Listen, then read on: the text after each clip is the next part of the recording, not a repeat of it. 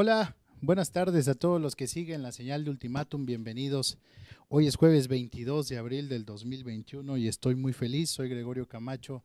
Gracias a todos los que van a sintonizar la señal de Ultimátum, a los que se van a sumar a la transmisión en YouTube, a los que les va a llegar el link en un momentito más y a todos los que nos van a escuchar en las diversas plataformas de podcast.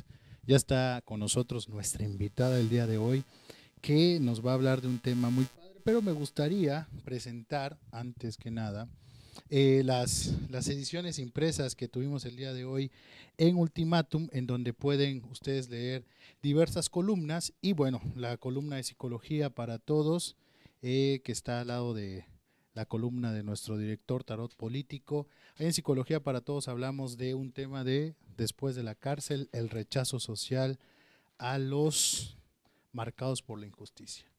Va por ahí. Pero bueno, ya se dieron cuenta que estoy bien acompañado. Está con nosotros la maestra María Fernanda González Castro. Hoy vamos a hablar de estragos psicológicos de la violencia y el acompañamiento a las víctimas. Hola, psicóloga, ¿cómo estás? Hola, licenciado Gregorio, buenas tardes. Pues muchas gracias primero que nada por la invitación nuevamente. Tercera vez. Tercera vez y muy contenta de poder compartir parte de este acompañamiento psicológico, sobre todo a las víctimas, ¿no? Que es un tema que habíamos platicado que es muy importante, sobre todo en temas de psicología, pues jurídica y sobre todo forense. Creo que en estos tiempos estos temas no deben de pasar para nada desapercibidos. Ya pasaron mucho tiempo, ¿no? Creo que durante muchos años ignoramos la importancia del estudio de este tipo de fenómenos y creo que ahora que hayan institutos como el que tú presides y demás, es muy bueno, y estos espacios que estamos haciendo para hablar sobre la violencia, creo que tenemos que tocarlos. ¿Qué pasa? ¿Cuáles son aquellas repercusiones, Lee, que se viven en la violencia? Después de la violencia, ¿qué viene? Porque muchos pensamos, ok, ya se cumplió la ley, ya detuvieron al agresor. ¿Qué viene después? La persona que fue víctima de esa violencia, ¿qué pasa? Sí. Mire, Lick, lo que pasa que en muchas ocasiones cuando hablamos de la persona víctima que ha sido violentada por un victimario, porque para Sí. existir una víctima tiene que existir un victimario, y no solamente desde el ámbito familiar, sino también encontramos que desde el ámbito laboral, el ámbito institucional, muchas ocasiones, pues muchas mujeres, digamos que grupos vulnerables como son mujeres, niñas, niños, adolescentes, personas de la tercera edad o personas con alguna discapacidad, llámese física o psicosocial, nos permite que en este grupo que pertenecen a la vulnerabilidad, pues estén en factores de riesgo, vaya, ¿no? Dado que pues no estamos en igualdad de ciertas situaciones, y pues esto conlleva no solamente a que de por sí, digamos, exista o no exista una denuncia eh, hacia la violentando sus derechos, Sí. desde cualquier ámbito en el que estén, sino también conlleva a que, como, como bien mencionas, repercute en su estado físico, en su estado psicológico, en su estado en su ambiente, ¿no? En su familia, en su estado de ánimo. Entonces, muchas situaciones no nos damos cuenta de que lo que estamos pasando vamos normalizando esas conductas, Sí. ¿no? Sobre todo, pues al normalizar eso, pues te llegas hasta cierto punto como a acostumbrar el de que me griten, el de que me hablen fuerte, el que me insulten, el que me minimicen como persona y como ser humano. Estamos hablando que esta normalización no necesariamente se puede dar en el vínculo de pareja, Uh ¿no? -huh. Esta normalización puede venir de casa, o sea, como mujer yo estoy acostumbrada o adaptada a un ambiente tenso Uh -huh. por todo este ambiente hostil que había entre mis padres, entre mis hermanos. Uh -huh. Lo mismo como hombre, ¿no? Claro, por supuesto. Al existir, cuando hablamos de la víctima, no puedo dejar a un lado el victimario, porque el victimario también es víctima de algún tipo de violencia en casa. O sea, él fue niño o ella fue niña y por lo consiguiente vivió en un ambiente en el cual fue, tal vez hubo violencia familiar, donde papá y mamá se la pasaban discutiendo, donde hubo golpes, donde hubo insultos, donde tú mejor que nadie sabe como psicólogo que esa construcción o como parte de su desarrollo como persona, pues principalmente viene de la familia y después también de la sociedad. Pero cuando hablamos como familia, parte de la sociedad, pues hablamos que ese desarrollo tanto cognitiva como tanto emocional, física, va a ser de ese niño o de esa niña una persona con emociones tal vez positivas o también negativas. Entonces, este victimario va a hacer ciertas conductas, a replicar conductas que a ella o a él le enseñaron. Puedo ser víctima de la violencia sin saberlo. Claro, por O supuesto. sea, puedo estar viviendo en un ambiente que está normalizado, pero que por lo mismo que nunca ha habido como esta exigencia interna o externa, no veo que estoy corriendo riesgo, porque la violencia va en escalada casi siempre. Claro. Y sobre todo, como bien dices, va de poquito en poquito, o sea, situaciones o violencia que no nos damos cuenta que nos está sucediendo.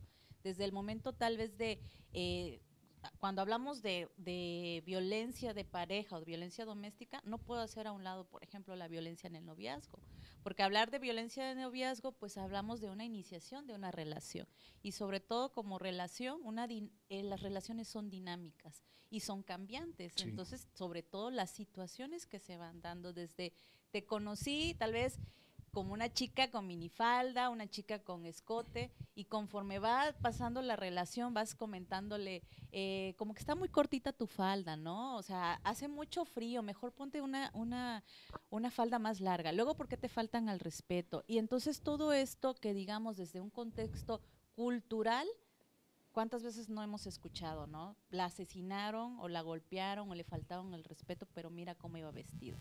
Entonces, es Para que no nada, o es sea, es justificación. parte de la misma Ajá, normalización que como cultura hemos hecho de la violencia. exactamente. Y precisamente cuando hablamos de violencia, y me refiero a violencia dentro de las relaciones, pues no puedo hacer a un lado lo que es el género, que el género al final de cuentas es esta construcción social que nos hace o que se nos adjudica dependiendo del sexo biológico en el cual nacemos. Entonces, si yo nazco aquí como en México o en Chiapas como mujer, se me va a adjudicar ciertas características, ciertos roles, ciertos estereotipos que tengo que cumplir para la sociedad. Hace poco hablábamos en este mismo programa y haciendo un análisis de unas columnas, decíamos que se están educando feminicidas y la gente se quedó así de cómo, o sea, es como la teoría del que fue primero el huevo o la gallina, ¿no? Los feminicidas nacen, se hacen, tiene que ver con la cultura y demás. Pero más allá de esas discusiones etiológicas, hablábamos sobre el papel de la educación, ¿no? El papel patriarcal, el papel machista de la educación que hace que un tipo termine en ciertos años de su vida eh, considerando exterminar, estrangular a su pareja. O sea, porque esto no es para nada normal. Lo hemos normalizado y repito mucho esa palabra porque no sé si a ti te ha tocado a nivel profesional, pero tanto a nivel coloquial como profesional, yo he escuchado muchas versiones de parejas es que así nos llevamos. Es que todas las parejas tienen problemas, es que en todas las familias siempre hay detalles, es que yo provoco a mi marido, es que de una u otra manera él estaba tranquilo y la que llegó y lo provocó fui yo. Eso ya estás asumiendo un rol, ¿no? En esta dinámica de la violencia. Ahora, ¿cómo prevenimos, tratamos esa violencia? ¿Qué se hace? O sea, ¿qué es el primer paso? Pues actualmente hemos visto, por ejemplo, que hay más sensibilidad, o se trata que ciertas instituciones se sensibilicen en estos temas, de que sensibilicen a la sociedad por medio de los medios de comunicación, Ujú. por medio de ciertos talleres, capacitación a funcionarias y a funcionarios. Cuando hablamos, no sé si has escuchado, por ejemplo, de las nuevas masculinidades, Sí, claro. precisamente tiene que ver con esta parte, con la masculinidad tradicional, cómo fuiste construido como hombre, ¿no? Esta parte de el hombre debe ser fuerte, el hombre no debe demostrar sus emociones, el hombre debe estar como un roble, ¿no? Fuerte ante todo. Y esto no permite que sientas, sentir enojo, sentir tristeza, y cómo sobre todo comunicar eso. Si yo digo, estoy triste o tengo miedo de perderte como pareja, yo transformo esa emoción por medio de una agresión. O sea, Sí. tengo miedo de perderte. ¿Y qué hago? Te golpeo, ¿no? No quiero que te vayas de la casa porque tengo miedo de quedarme solo. Entonces, estas nuevas masculinidades nos dice o nos habla que debemos de construir estas nuevas masculinidades, la redundancia, sino esta parte de ir educando y de ir desconstruyéndote hasta cierto modo de pensar o de ser, ¿no? Entonces, si yo como hombre acepto y reconozco que no está bien lo que estoy haciendo, que debo de permitirme llorar, sentir, expresar, comunicar con tu pareja lo que sientes o lo que te en ese momento decir, ¿sabes qué? Me está yendo mal en el trabajo y necesito que nos estemos organizando tú y yo como pareja. Esa comunicación asertiva que muchas veces Sí. tratamos de dar ese mensaje con las parejas, pero también se trata mucho de esta desconstrucción a lo que socialmente, como vamos repitiendo mucho esta parte, normalizamos, ¿no? Entender que quizás eres víctima también de la violencia y por eso la has replicado toda Por tu vida. supuesto. Porque nos han vendido también un discurso de el hombre o la mujer como agresor casi irreconciliable en un sentido. Si eres agresor, así te vas a morir. Y si eres agresora, así te vas a morir. Con lo que tú planteas y con esta nueva versión de las masculinidades, creo que las personas que nos están escuchando y alguien que se identifique con este tema en cuestión como agresor, porque es importante reconocer que en México y en Chiapas, si hacemos un análisis muy neutral, en al menos quizás en migajas o en algunas personas en más, de una u otra manera estamos en una postura privilegiada que nos hace agresores. O sea, como hombres, o sea, en varios sentidos. Si vemos como en retrospectiva en nuestras relaciones de noviazgo, nuestras relaciones laborales, quizás nadie se salvaría de estas violencias, ¿no? Porque no solo se trata de una violencia física. A veces en el trabajo es una violencia hacia el sexo femenino en otra modalidad. Pero esto que tú planteas permite como abrir un preámbulo a que las personas que nos están escuchando, que se identifiquen como agresores, saber que se puede hacer un retroceso, que se puede decir un hasta aquí y tener una mejor versión de sí mismo. Claro, muchas ocasiones es como cuando, vaya, tiene que ver mucho con esta parte de la ansiedad también, ¿no? Y cuando hablamos de ansiedad, hablamos de que canalizamos muchas ocasiones ciertas actitudes o ciertas formas de ser por una adicción al alcohol, una adicción al trabajo, una adicción al ocio, al ver televisión, Sí, etcétera, sí, sí. etcétera, de alguna manera. Pero también la ansiedad es parte también de ser una persona en la cual mi conducta violenta no poder yo canalizarla de una manera positiva o de una manera de hablar o de comunicar. Entonces, para mí, yo pienso que uno de los primeros pasos debe de ser que reconocer que hay una problemática.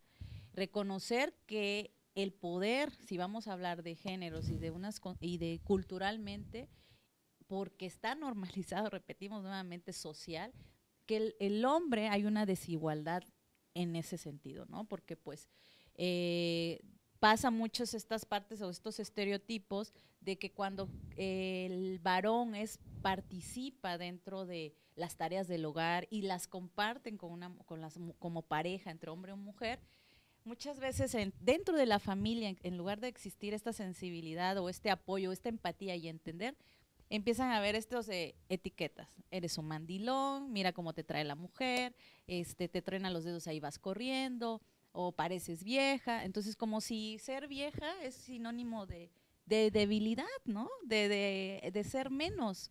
Y pues, Suena como si estuviéramos describiendo algo peor, ¿no? Cuando ajá, decimos ese sí, tipo de cosas. como haciéndote de menos y sobre todo discriminatorio, Y pues. que estas frases son utilizadas por muchas mujeres. Por supuesto, exactamente. Y repito, tiene que ver tanto hombres como mujeres, necesitamos una reeducación nuevamente. Se puede desconstruir, sobre todo.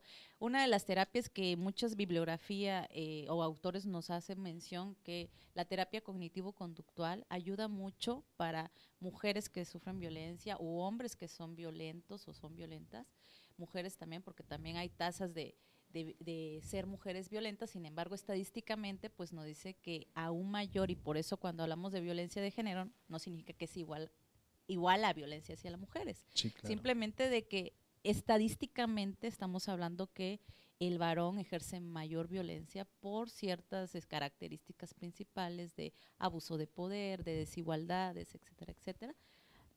Pues se hace más fijación en relacionado con una postura privilegiada, porque sobre todo también podríamos analizar las parejas homosexuales, ¿no? O sea, también ahí hay una violencia, claro, también ahí hay una desigualdad y una flagelación a los derechos del otro. claro, y sobre todo desde un sistema o estar en contra del sistema patriarcal, que no es igual a estar en contra de los hombres. Muchas veces Exacto. creen que los movimientos feministas, cuando hablamos o cuando hablan acerca de acabar con el sistema patriarcal, creen que se quiere matar a un hombre o acabar, y lo no es entienden eso. textual, ¿no? Exactamente. Es como cuando dicen hay que acabar con el macho, Ajá, dicen los opresor. hombres, o sea, nos quieren. No, es con la figura, es con lo que representa. Exactamente. Esos, digamos, cuando opinas desde tus privilegios, sí, no es lo mismo a opinar desde ciertas situaciones que a mí como mujer me sucede, me pasa, ¿no? Totalmente desde un de trabajo, acuerdo. tal vez que tengamos tú y yo el mismo trabajo y a ti te pagan más, y a mí esas brechas de género, ¿no? A ti te pagan más y a mí me pagan menos, y tenemos el mismo funciones, el mismo trabajo, etcétera. Pero pues nos podríamos ir hablando acerca de la violencia de género yo creo que todo el día. Sin embargo, yo considero también cuando hablamos de violencia, pues hablamos también no solamente de la violencia doméstica, que es de pareja, Sí. sino también la violencia familiar, que incluye ya a las hijas y a los hijos, ¿no? Que es muy importante. Y ahorita precisamente hablando con el mes de abril, que tiene que ver con el Día de los Niños y las Niñas, pues a proteger los derechos de los niños y de las niñas, que es sobre todo tan importante. Su derecho a la identidad, su derecho a la familia, su derecho a la salud, a una vida, y sobre todo una vida libre de violencia, que es lo que menos evita. Discutimos entre pareja y no nos importa quién esté a nuestro alrededor. Entonces podremos insultarnos aunque al rato estemos contentos, pero ya ahí causamos un daño en ella o en él. O las extensiones de la violencia, ¿no? Hay parejas que tienen este discurso de, no, nosotros frente a nuestros hijos no discutimos, pero obviamente te apartas para que no te vean, pero al rato tu hijo, esa repercusión llega sobre él. ¿En qué sentido? Tu esposa ya anda de mal humor o tú andas de mal humor. Aparte de que somos seres emocionales y detectamos las emociones de los otros, como hijos que somos receptivos, ¿cómo va a ser el trato de una mujer que está frustrada post-pleito, ¿no? Después de un problema con mi pareja o después de un problema con mi pareja mujer, pareja hombre? ¿Qué pasa? O sea, ¿cómo voy a tratar a mis hijos? No voy a salir con una sonrisa de ese cuarto, o sea, y tampoco nuestros hijos son sordos o tampoco ignoran las emociones. De hecho, los hijos conocen las facciones, reconocen las expresiones de los padres. Y hay una frase que dice que los hijos no hacen lo que les decimos, sino lo que nos ven hacer, ¿no? O sea, yo puedo matarme diciéndole a mi hijo el respeto y tienes derecho a esto, pero si me ve tratar mal a su mamá, ahí se deconstruye. O sea, ahí las palabras salen sobrando. Y creo que lo que tú dices es muy cierto. De hecho, ustedes van a tener como instituto un evento en relación a la niñez, ¿no? ¿Cuándo es este evento? Es efectivamente, precisamente me parece que el 1 de mayo los invitamos a la página oficial del Instituto de Psicología Jurídica y Forense del Estado de Chiapas.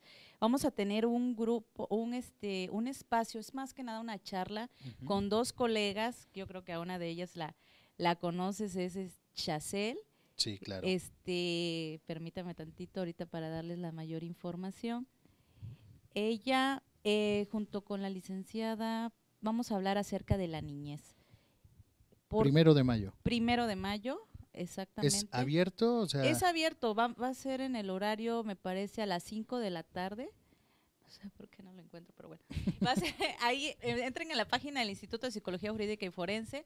Vamos a estar dos psicólogas hablando, teniendo una charla con cafecito, con galletitas, o sea, puedan entrar a vernos, sobre todo porque para nosotras es importante poder charlar, platicar, dar nuestros puntos de vista desde el ámbito psicológico, desde el ámbito forense y sobre todo cuántas afectaciones llegamos a hacer y sin darnos cuenta como mamá, como papá, como sociedad incluso, y desconocemos o ignoramos muchas veces los derechos que tienen las niñas y los niños, ¿no? Y cómo también como sociedad y como Estado tenemos la obligación de defender esos derechos. Antes se decía que los derechos de la violencia para mujeres, doméstica o niñas y niños y adolescentes era algo privado. O sea, si sucedía en casa, no nos debíamos de meter, ¿no? O veíamos que le estaban pegando a un niño o niña, no, pues lo están educando, decíamos. Sí,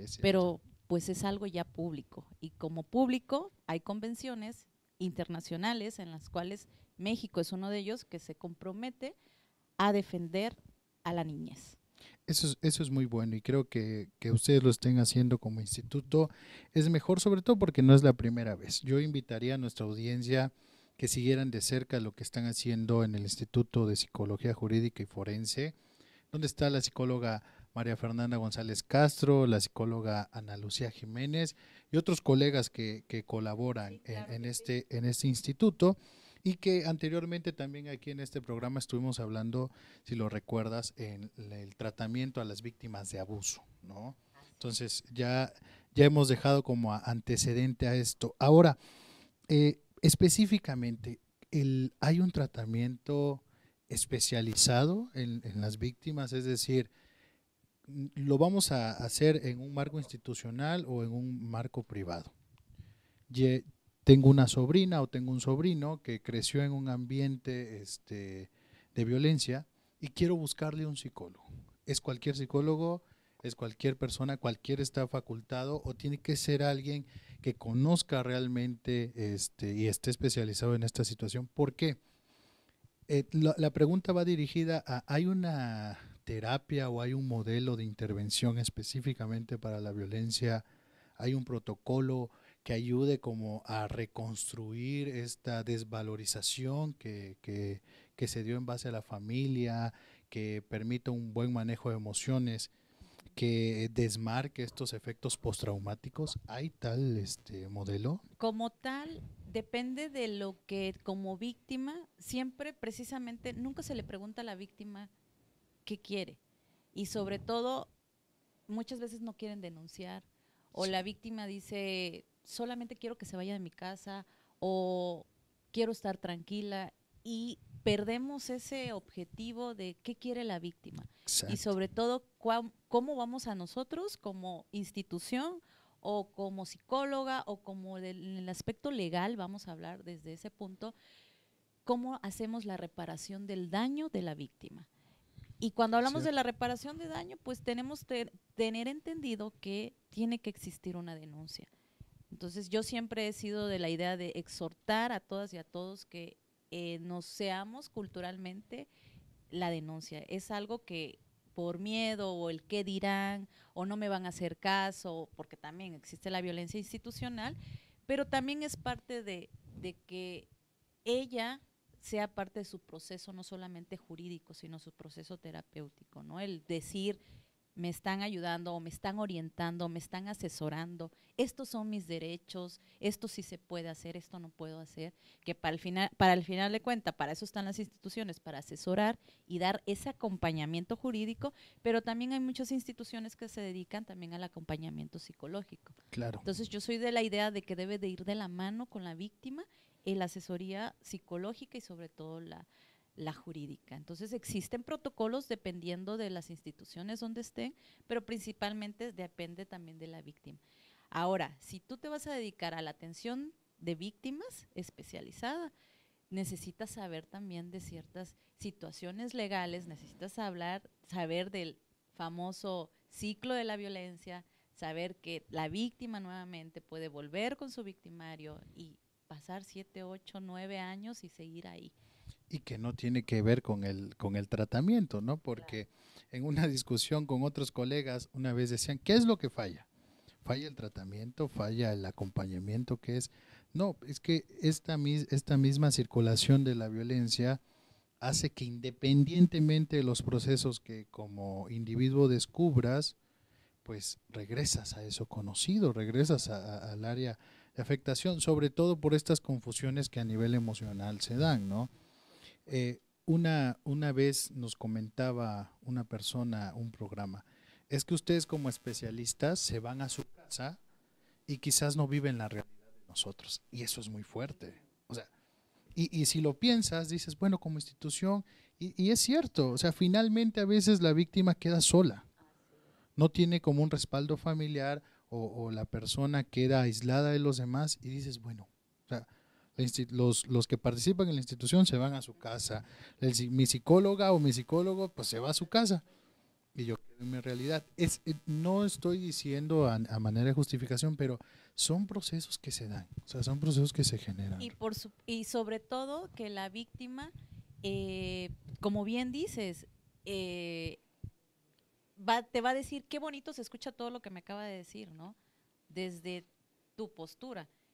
Pero sé que al separarme me voy a quedar sin un trabajo. O sé que al separarme no voy a tener la misma estabilidad económica que yo tenía Exacto. antes. O a dónde me voy a ir a vivir, ¿no? Entonces, tienes toda la razón, licenciado, sobre todo porque como víctima también nosotros no debemos de caer en revictimizar nuevamente a la Exacto. persona, ¿no? Por eso es importante también en ese acompañar es también que ella o él tomen ciertas decisiones, porque si no también va a haber una codependencia de víctima con el quien esté asesorando, quien la esté asesorando. Claro. Y te va a estar marcando tal vez a las 2 de la mañana y decirte, ¿sabe qué? ¿Qué hago? Acabo me acaba de golpear, ¿a dónde acudo? Y tal vez te marque todas las noches. Entonces es importante que tú también tengas esa empatía y esa contención o esa intervención en crisis que ella o él o ellos o ellas puedan llegar a necesitar. Sin revictimización. También. Sobre todo, porque para eso también necesitan, es muy importante la utilización de protocolos para no revictimizar nuevamente a la persona. Y creo que los psicólogos que quisieran acercarse y que quisieran especializarse en esta área, ustedes gestionan muchos cursos claro. Y muchas formaciones en el Instituto de Psicología Jurídica y Forense. ¿Dónde los encuentran? ¿Facebook? Sí, tenemos ahí en la página de Facebook, viene también, nuevamente repito, es el Instituto de Psicología Jurídica y Forense del Estado de Chiapas, SC. Así nos encuentran en Facebook y ahí viene un número telefónico, correos, donde pues nuestra presidenta Ana Jiménez es quien, por lo general es quien atiende pues dudas o alguna inquietud o algún tipo de curso en especial que quieran o contrataciones, es directamente con la licenciada pues Ana, ya sea que su servidora Ana u otros colegas. También tenemos precisamente una atención psicológica a bajos costos con estudiantes asesorados obviamente por psicólogos que ya llevan más años, entonces egresados que llevan una supervisión de casos. Exactamente, sí. Entonces a muy bajo, muy bajo excelente costo. Y pues ahorita por la pandemia lo estamos haciendo de manera pues virtual, así que pues ahí está. Claro que sí. Instituto de Psicología Jurídica y Forense del Estado de Chiapas, SC. Así es. Y bueno, hacer una mención también de que la psicóloga María Fernanda González Castro has estado participando también en ponencias con otros países y eso es muy genial, ¿no? La vez pasada veía que habían personas de Bolivia, que habían personas de Argentina. ¿Cómo le haces? Ni yo me explico, pero la verdad sí hemos tenido la oportunidad de poder estar participando en temas de abuso sexual infantil, que es lo que más que me han buscado para dar o informes psicológicos. Acabamos de dar uno con el Instituto de Psicoanálisis de Diego Cantoral. Sí. También acerca que vamos a tener un curso especialmente en elaboración de dictámenes psicológicos en casos de abuso sexual, precisamente. Entonces, pues es que al final de cuentas, a mí me encanta dar clases, pero sobre todo, creo que si no compartes el conocimiento, yo creo que también te vuelves egoísta de y no florece también, tanto tú personalmente como a los demás. Entonces, sobre todo para mí, yo soy feliz que las y los compañeros o los colegas tengan sepan de estas buenas prácticas, de que no les pasen o no cometan errores que, ay, es que nadie me dijo, yo no sabía. Cierto. Entonces, es parte también de la profesionalización de cada uno, sobre todo por ética. Y sobre todo necesitamos dar a conocer las herramientas de nuestra amada profesión, ¿no? Creo que las personas tienen que enterarse de lo que como psicólogos estamos capacitados de hacer y de las diversas ramas de atención e intervención que tenemos. Me gustaría, antes de despedirnos y de agradecer a la psicóloga María Fernanda González Castro, saludar a Benjamín López, que nos dice, como siempre, buen tema. Saludos. Manuel de Jesús Molano dice, excelente plática, maestra María Fernanda González Castro, como siempre, muy profesional. Saludos a todos. Saludos, Molano. Carlos Lara dice, excelente programa, saludos desde San Cristóbal. Eric Briones, excelente tema, maestra. Y Carlos Escobedo dice, excelente, muy bien. A veces no nos aparecen todos los comentarios, yo espero que no sea este el caso, pero si es el caso y no leímos su comentario, no se preocupe. Siempre estamos pendientes de todos los mensajes que nos llegan a la página. Estuvo con nosotros y te quiero agradecer muchísimo la psicóloga María Fernanda González Castro. Gracias nuevamente por estar aquí. A ti, Gregorio, muchas gracias, y pues también a Ultimátum por la invitación. Siempre es un gusto poder estar aquí con ustedes. Siempre es un gusto, lo replico. Muy bien, a todos los que vieron este programa en vivo, a los que van a seguir la transmisión. Este programa va a estar también en podcast, en Spotify, en Google Podcast y en todas las plataformas de podcast, y ahí podrán buscarlos. A los que no les guste verlo, pero les gusta escucharlo, pueden ir en su coche, tienen media hora para escuchar este podcast. Muchísimas gracias. Estuvo con nosotros la psicóloga María Fernanda González Castro del Instituto de Psicología Jurídica y Forense del Estado de Chiapas. Sociedad Civil. Muy bien, muchísimas gracias a todos los que nos vieron. Soy Gregorio Camacho y nos vemos la próxima semana aquí en Ultimátum. Muchas gracias. Gracias a ti.